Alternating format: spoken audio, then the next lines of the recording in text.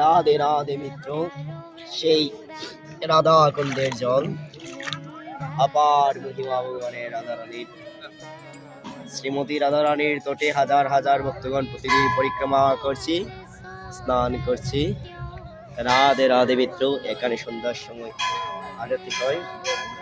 শ্রীমতী রাধারানীর আপার মহিমা সেই বনটি। সবাই কি রত্ন এদিকে আসেন, যারা স্নান করছেন, স্নান হলো। এই রাধারানী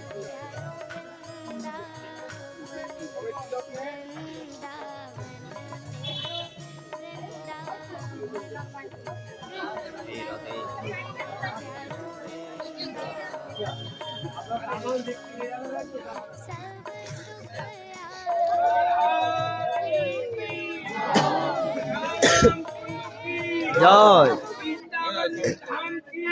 জয় জয়।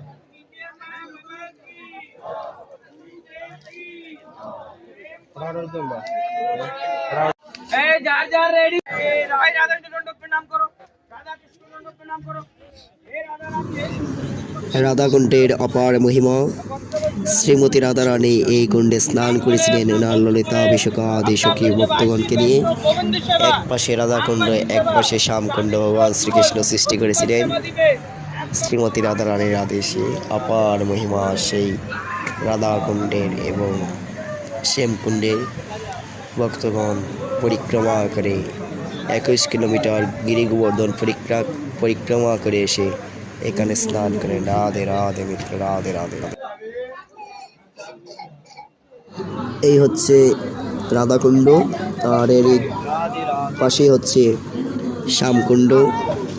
রাধাকুণ্ড শ্যামকুণ্ডর মেলনস্থল আছে, মাঝ দিকে দুদিকের জলে সমান থাকে।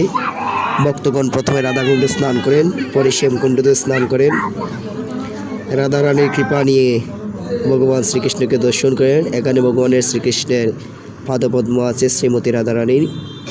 রাধা কৃষ্ণ বিরাজিতমান। জয় জয় রাধারানী কি জয়, জয় জয় রাধাকুণ্ড শ্যামকুণ্ড গিরি গোবর্ধন পর্বত কি জয়।